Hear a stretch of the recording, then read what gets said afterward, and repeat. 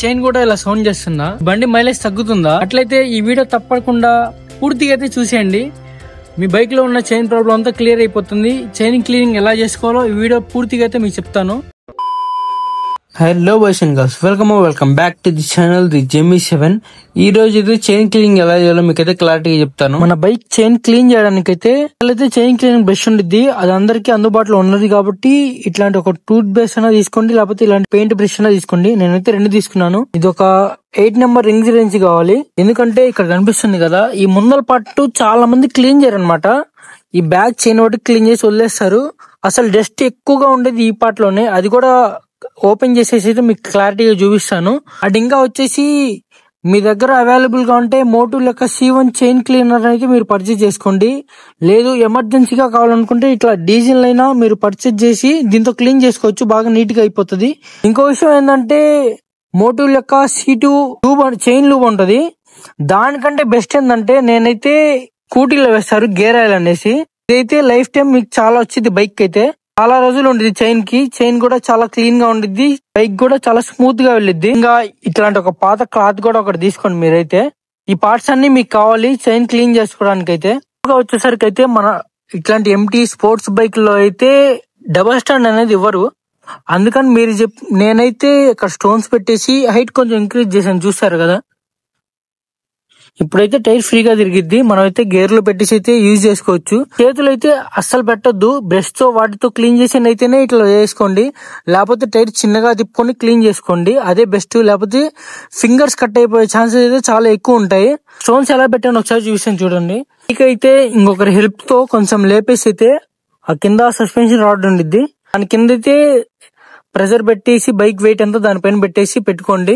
Bike ఎక్కడికి పడదు. జాగ్రత్తగా ఒకసారి చెక్ చేసుకుంటే అలానే ఉండిద్ది. లేదంటే ఆన్లైన్ లో డబల్ స్టాండ్ వచ్చింది ఇక్కడ వెనక ఉండిద్ది, అది పర్చేస్ చేసుకుంటే ఇంకా బెటర్. అయితే ఓపెన్ చేసుకుందాం. ఇప్పుడు దీంట్లో ఎంత డస్ట్ ఉండిద్దో ఇప్పుడైతే మీకైతే చూపిస్తాను.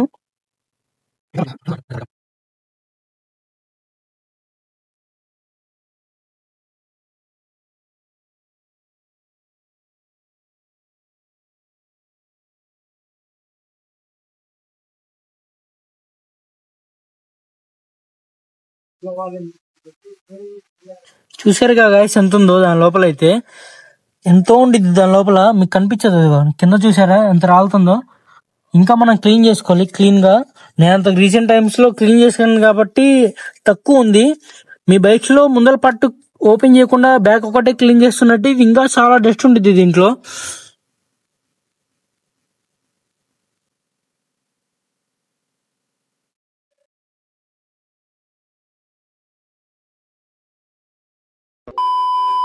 ఇలా డీజిల్ బాటిల్ ఒక చిన్న హోల్ పెట్టుకుని అయితే మీరు చిన్నగా అప్లై చేసుకుంటా క్లీన్ చేసుకోవాలి.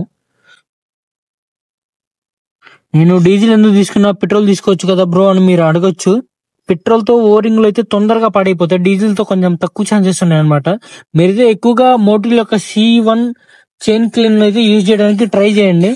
అదైతే చాలా బెస్ట్ అనమాట మీకైతే. నేను వాటి లింక్స్ కావాలంటే మీకు అయితే నేను ఇస్తాను.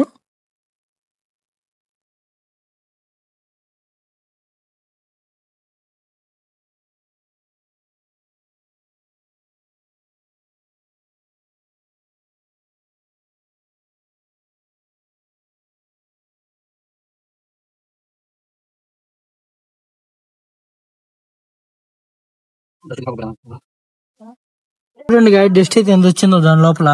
క్లాత్ తో అయితే క్లీన్ చేసుకోండి.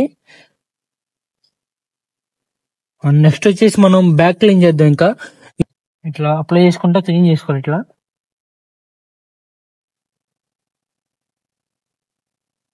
నెక్స్ట్ అయితే ఈ స్పాకెట్ క్లీన్ చేసుకోండి. ఆ తర్వాత చైన్ అయితే ఇక్కడ నుంచి క్లీన్ చేసుకోవచ్చు.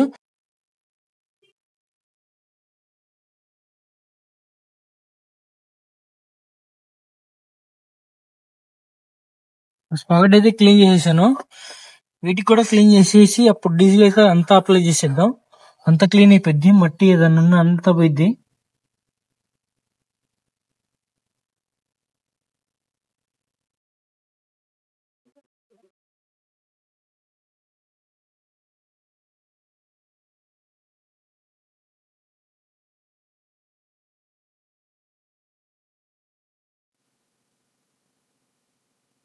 ఈ ఫ్రేమ్ పైన కూడా ఉండిద్ది కాబట్టి కొంచెం డీజిల్ వేసుకొని క్లీన్ చేసుకోండి, అది కూడా ఆయిల్ అంతా వెళ్ళిపోయింది. బైక్ అయితే క్లీన్ గా ఉండిద్ది ఇట్లా వేసుకోవడం వల్ల. అయితే ఇంకా మీ చైన్ లైఫ్ కూడా పెరిగిద్ది అనమాట. అయితే ఇట్లాంటి ఒక పాత క్లాస్ తీసుకొని అయితే అంతా క్లీన్ చేసుకోవాలి. ఈ బైక్ మీద పడ్డది కూడా అంతా క్లీన్ చేసుకోండి.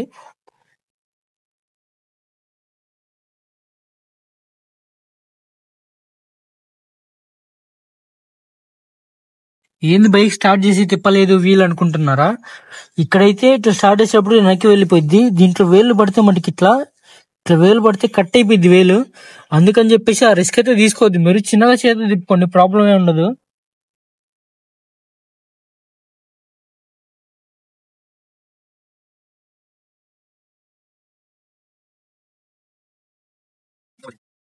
చూసుకోవచ్చు చైన్ అయితే ఎంత క్లీన్ గా వచ్చిందో. ఇట్లానే మంత్లీ 2 times కనుక చేసుకోండి మీ చైన్ లైఫ్ అనేది చాలా అయితే ఇంక్రీజ్ అయిపోయింది. ఇదైతే గేర్ ఆయిల్ అనమాట. ఇదైతే చైన్ పైన చిన్నగా అప్లై చేసుకోవాలి.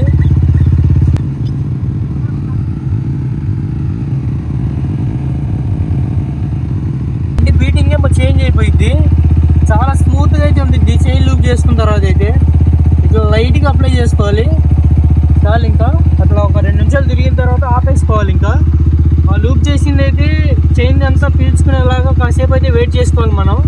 ఒక 10 to 15 minutes అక్కడ పక్కన పెట్టేసేయాలి బండి అయితే. మీకైతే స్టార్టింగ్ లో చూపించాను కదా చైన్ ఎంత నాయిస్ వస్తుందో. ఇప్పుడైతే మళ్ళీ చూపిస్తాను ఆ వీడియో చూసి. ఆ చైన్ సౌండ్ అనేది ఎంత రెక్టిఫై అయిందో మీకైతే ఇప్పుడు క్లారిటీగా చూపిస్తాను డ్రైవ్ చేసి అయితే.